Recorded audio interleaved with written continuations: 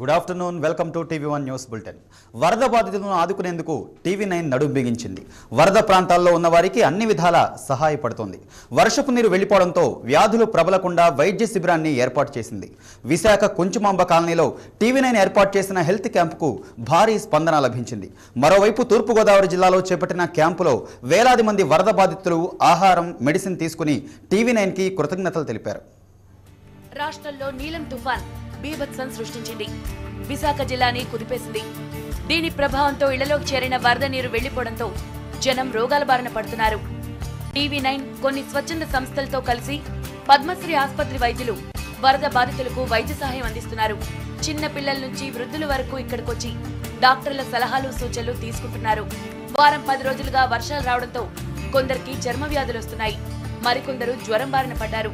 ఇన్ని రోజుల నుంచి ఇళ్లలోనే కూర్చోవడంతో పెద్దవాళ్లకు కాళ్లు చేతులు పట్టేశాయి. ఇలాంటి వారందరూ టీవీ9 వైద్య శిబిరానికి వచ్చి ప్రాథమిక చికిత్స చేయించుకుంటున్నారు.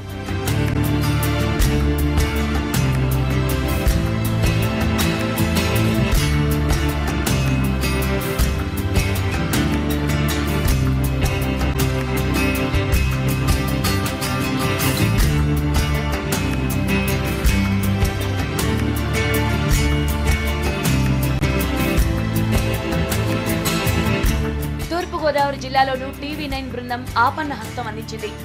జిల్లా వ్యాప్తంగా వరద బాధితులకు అవసరమైన ఆహారం, మందులను సమకూర్చింది. వరద బాధితులు రోగాల బారిన పడకుండా అడ్డుకుంది. టీవీ9తో కలిసి కొన్ని విద్యా సంస్థలు, ఇతర పారిశ్రామిక సంస్థలు ప్రత్యేక బృందాలుగా ఏర్పడి ఫ్లడ్ రిలీఫ్ క్యాంపులు ఏర్పాటు చేశాయి. జిల్లా వ్యాప్తంగా ఏర్పాటు చేసిన ఈ క్యాంపుల్లో వేలాది మంది వరద బాధితులు ఆహారం, మెడిసిన్స్ తీసుకుని టీవీ9కి కృతజ్ఞతలు తెలిపారు. గొల్లప్రోలు, కాకినాడ రూరల్ మండలాల్లోని వరద బాధితులు టీవీ9 కృషిని ప్రశంసించారు. టీవీ9తో కలిసి వరద బాధితులకు సేవ చేయడం ఎంతో ఆనందంగా ఉందంటున్నారు విద్యార్థులు. వరదలకు వచ్చి మునిగిపోయామండి. మునిగిపోతే అండి చీరన్నీ పోయాయండి. చీర ఎలా పోయండి, కొంపలాగా పోతాయి అనుకున్నాను. బాగా కాసిందండి నీరు. కాసే కానీ ఈ స్టూడెంట్స్ వాళ్ళు వచ్చి మాకు కొడుకుకి ఆకలికి కొంత పులిహోర ప్యాకెట్లు పెట్టారండి, వాటర్ ప్యాకెట్లు. ఇక్కడ 3 డేస్ నుంచి వరదలతో చాలా ఇబ్బంది పడుతున్నారు ప్రజలు. ఏంటంటే చుట్టుపక్కల ఉన్న ఏరియా అంతా వాటర్తో ఫిల్ అయిపోవడంతో అటు నుంచి వెళ్ళడానికి కానీ ట్రాన్స్పోర్ట్ జరగట్లేదు. సో ఫుడ్ వాళ్ళకి అందాలంటే చాలా ఇబ్బంది కలుగుతూ ఉంది. సో వాళ్ళకి ఆ బోట్ల ద్వారా మేము వచ్చి ఇప్పుడు టీవీ9 వాళ్ళ సహకారంతో టీవీ9 అండ్ కైట్ గ్రూప్ వాళ్ళు ఫుడ్ ప్యాకెట్స్ అనేది ప్రతి ఇంటికి తీసుకొచ్చి ఇచ్చాం. టీవీ9 వైద్య శిబిరంలో ఆహారంతో పాటు అవసరమైన మందులు, మెరుగైన వైద్యానికి కావలసిన సలహాలు, సూచనలు ఇస్తున్నారు డాక్టర్లు. దీర్ఘకాలిక సమస్యలున్నవారు కూడా ఈ శిబిరానికి వచ్చి చూపించుకుంటున్నారు.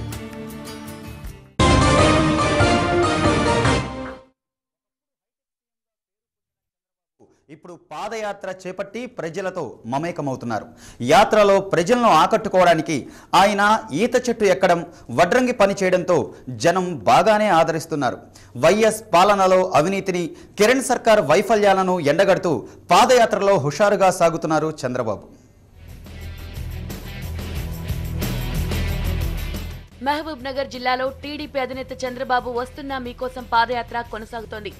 నారాయణపేట నియోజకవర్గంలోని ధన్వాడ మండలం రామకృష్ణాపురం నుంచి ప్రారంభమైన పాదయాత్ర కొండాపూర్, బడ్డమరి తండా, అయ్యవారిపల్లి క్రాస్ మీదుగా అంకెళ్ల వరకు సాగింది.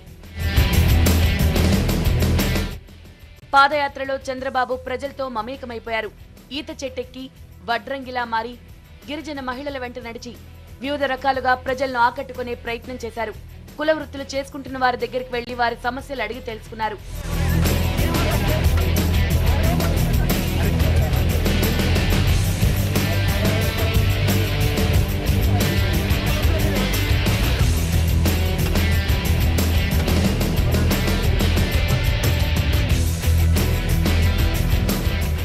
కిష్టాపూర్లో స్కూల్ విద్యార్థులతో ముచ్చటించి వారి సమస్యలు అడిగి తెలుసుకున్నారు. చంద్రబాబు ప్రజలను ఉద్దేశించి మాట్లాడుతూ వైఎస్ ను సోనియా ఆనాడే కట్టడి చేసుంటే రాష్ట్రంలో ఇంత విచ్చలవిడిగా అవినీతి రాజ్యమే లేదు కాదన్నారు. 2009 ఎన్నికల్లో కాంగ్రెస్ ను నమ్మి గెలిపించినందుకు ప్రజలను సమస్యల సుడిగుండల్లో నెట్టేశారన్నారు. ఇప్పుడు పిల్ల కాంగ్రెస్ ను నమ్మితే అగ్నిగుండల్లోకి దూకినట్లేనన్నారు. తుఫాన్, రుతుపవనాలపై మంత్రులకు కనీస అవగాహన లేదన్నారు. ముఖ్యమంత్రి కిరణ్ కుమార్ ప్రజాప్రతినిధిగా వ్యవహరించడం లేదని, ప్రజల బాగోగులు చూడలేని కిరణ్ సీఎం పదవికి అనర్హుడన్నారు. ప్రజల సమస్యలు తెలుసుకునేందుకే వస్తున్న మీకోసం యాత్ర చేపట్టానన్నారు. ఆ రోజు రాజశేఖర రెడ్డి గారు అవినీతి చేస్తే కాంగ్రెస్ నాయకులు ఏమీ మాట్లాడలేదు. సోనియా గాంధీ ఒక మాట హెచ్చరించలేదు. ఆ రోజుగా నా మహాతల్లి హెచ్చరించుంటే రాజశేఖరుని బరిదిగించి దోచుకునే అవకాశం లేదు. ఆయన దోచుకోకపోతే మిగిలిన కూడా భయంగా ఉండేవాళ్ళు. విచ్చలవిడితనం వచ్చింది. రాష్ట్రంలో 10 మంది కేంద్ర మంత్రులున్నా తుఫాన్ బాధితులను ఆదుకునే దిక్కు లేకుండా పోయిందన్నారు చంద్రబాబు.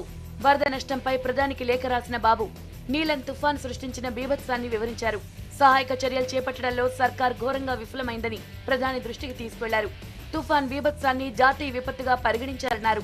వరద నష్టాన్ని అంచనా వేసి ఎకరాకు 10,000 నష్టపరిహారం ఇవ్వాలని డిమాండ్ చేశారు. రైతులందరూ చితికిపోయారు. 10,000 రూపాయలు ఎకరాకు నష్టపరిహారం ఇవ్వాలి. ఇన్సూరెన్స్ అంతా కూడా సర్వే నెంబర్ యాజ్ యూనిట్ గా ఇన్సూరెన్స్ ఇవ్వాలి. పంట తోటలకు కూడా నష్టపరిహారం ఇవ్వాలి. అన్ని వర్గాల ప్రజలను లక్ష్యంగా చేసుకుని హామీలు గుప్పిస్తూ చంద్రబాబు ముందుకు సాగుతున్నారు. బాబు పాదయాత్ర జిల్లాలో మరో 2 రోజులు కొనసాగనుంది. రాత్రి అంకెళ్లలో బస్ చేసిన బాబు ఇవాళ కళ్యాణ్ నగర్ తండా, పలుగు తండా, కోయిల్కొండ, సాలెపల్లి, కాజీపూర్ గేట్, సల్లపల్లి, బూరుగుపల్లి, సేర్ల వెంకటాపూర్ మీదుగా సాగనున్నారు.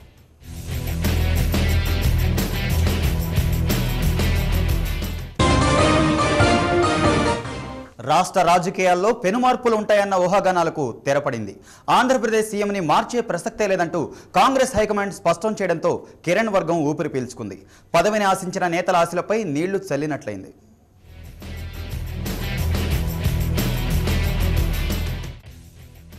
గత కొన్ని రోజులుగా సీఎంను మార్చుతున్నారనే వదంతులు రావడంతో కిరణ్ అనుకూల వర్గం నేతలు ఢిల్లీకి వెళ్లారు.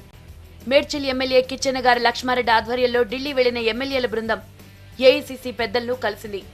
సీఎంను మార్చొద్దని విజ్ఞప్తి చేశారు. దీంతో స్పందించిన అధిష్టానం సీఎం కిరణ్ కు ఢోకా లేదని, 2014 వరకు సీఎం మార్పు లేదంటూ రాష్ట్ర కాంగ్రెస్ వ్యవహారాలు చూసే వైలా రవి స్పష్టం చేయడంతో కుర్చీ రాజకీయాలకు తెరపడింది. సీఎంను మార్చేది లేదు. సోనియా గాంధీతో భేటీలో సీఎం మార్పుపై ఎలాంటి చర్చ జరగలేదు. నాతో పాటు గులాం నబీ ఆజాద్ కూడా ఉన్నారు. సీఎం కిరణ్ బాగానే పనిచేస్తున్నారు, అతనినే కొనసాగిస్తాం.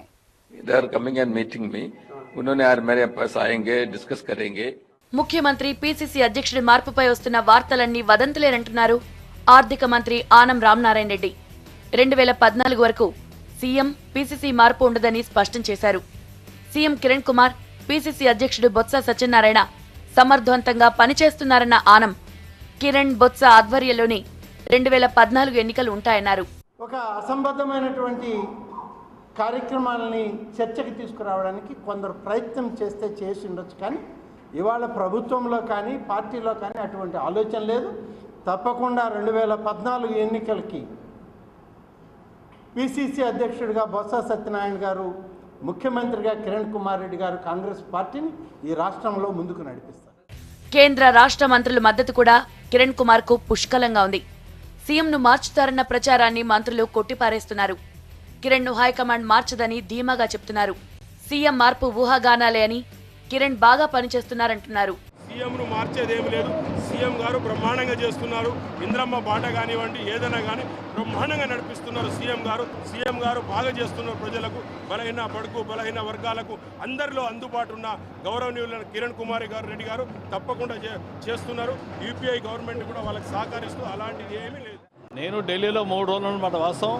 చాలామంది పెద్దలతో నేను మాట్లాడినా కానీ ఎక్కడ ఏ పెద్దవారి దగ్గర మాత్రం మార్పు అనే విషయం అక్కడ రాలేదు. అది క్వశ్చనే లేదు అసలుకే. మీడియాలో వచ్చి కొంత ఎమ్మెల్యేలు వాళ్ళు విడిపోయి మాట్లాడిస్తున్నారు. ఎవరు విడిపోయి అందరూ కిరణ్ కుమార్ రెడ్డి గారి నాయకత్వంలో ఎమ్మెల్యేలంతా పనిచేస్తాను, మంత్రులంతా పనిచేస్తున్నాం. ఏదేమైనా సోనియా గాంధీ అందరూ నాయకత్వంలో పనిచేస్తాం. మేము అందరం మార్పు అంటూ జరగదు.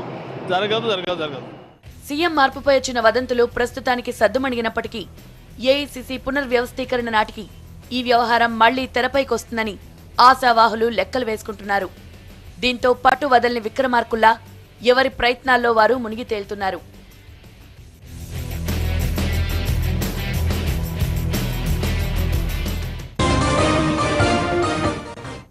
కేంద్ర సామాజిక న్యాయ శాఖ మంత్రిగా బాధ్యతలు చేపట్టిన బలరాం నాయక్ మొదటిసారిగా శంషాబాద్ విమానాశ్రయం చేరుకున్న తర్వాత హైడ్రామా జరిగింది.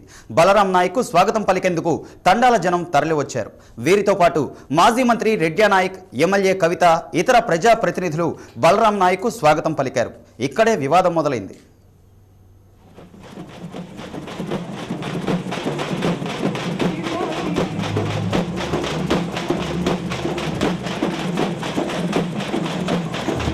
బలరాం నాయక్ కేంద్ర మంత్రి కావడంతో ప్రత్యేక ప్రభుత్వ వాహనం, పోలీస్ పహారా, గన్మెన్లు, ఎస్కార్టు, రక్షణ వలయాల ఏర్పాట్లు తప్పనిసరయ్యాయి. అధికారుల సూచనల మేరకు అధికారిక వాహనంలోనే బయలుదేరడానికి బలరాం నాయక్ సిద్ధమయ్యారు. దీంతో ప్రజలకు అభివాదం చేసే సమయం దొరకలేదు. సోమాజిగూడలోని జయా గార్డెన్స్కు అందరినీ రమ్మన్నారు బలరాం నాయక్. ఇది ఎమ్మెల్యే కవితకు, మాజీ మంత్రి రెడ్యా నాయక్కు నచ్చలేదు. అక్కడికి చేరుకున్న కార్యకర్తలందరినీ పలకరించి వారి హార్దిక స్వాగతం అందుకున్న తర్వాతే బయలుదేరుదామని కవిత భీష్మించుకుని కూర్చున్నారు. ఇది తెలిసిన వెంటనే బలరాం నాయక్ తను ప్రయాణిస్తున్న వాహనం దిగి కవితను కలవడానికి బయలుదేరారు. కొద్దిసేపు బుజ్జగించి బతిమిలాడారు.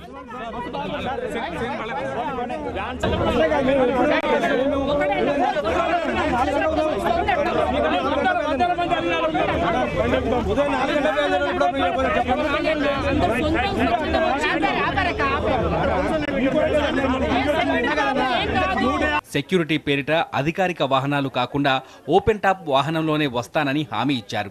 అంతేకాదు, వెంటనే ఓపెన్ టాప్ వాహనం ఎక్కి పక్కన కవిత, ఇతర నేతలకు అవకాశం కల్పించి ఊరేగింపుగా ముందుకు సాగారు. దీంతో వివాదం సద్దుమణిగింది.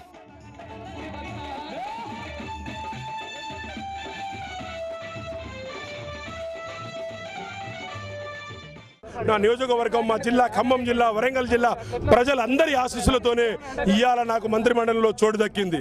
వాళ్ళ ఆశీస్సు వల్లనే ఈ వరకు వచ్చాను.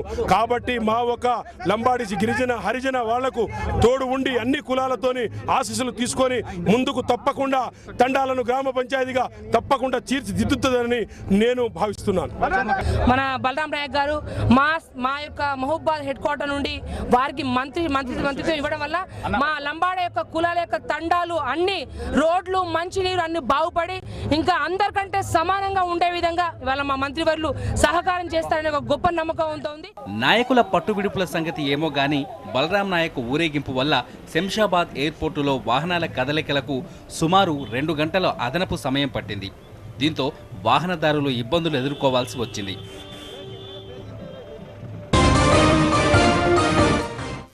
బెజవాడ దుర్గగుడిలో కుర్చీలాట తారా స్థాయికి చేరింది.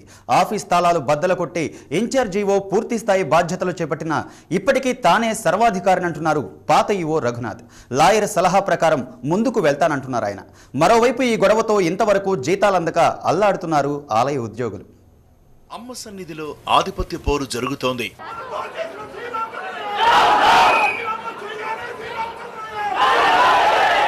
అమ్మలగన్న అమ్మ సాక్షిగా కుర్చీ కోసం కుస్తీ పడుతున్నారు. పనిచేస్తోంది పవిత్రమైన ఆలయంలోనని మరచిన అధికారులు, ఇది భక్తుల మనోభావాలతో ముడిపడ్డ అంశమన్న విషయాన్ని మరచిన రాజకీయ నాయకులు కలిసి రచ్చ చేస్తున్నారు.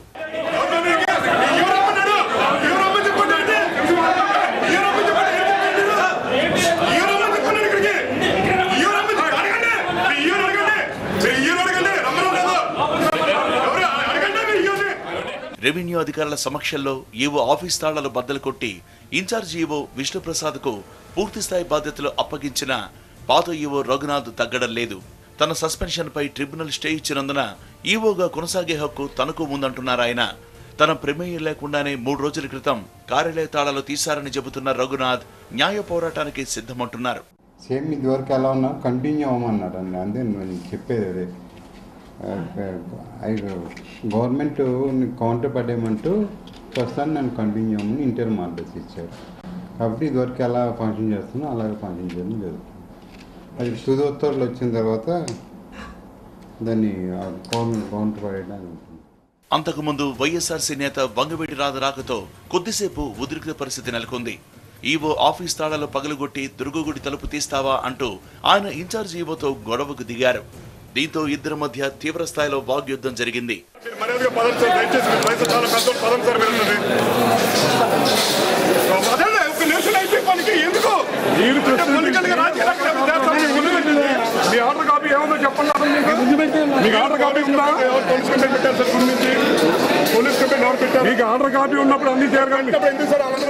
పోలీసుల జోక్యంతో ఈ గొడవ ముగిసింది.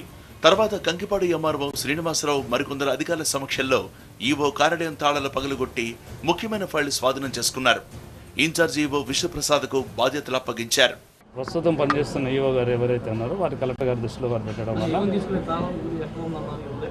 అది దళం గుర్తి సంబంధించింది కాదు కదా, అది లేవర్తో ఉన్నది. ఇది దళం లాకింగ్ సిస్టమ్ ఉంటుంది.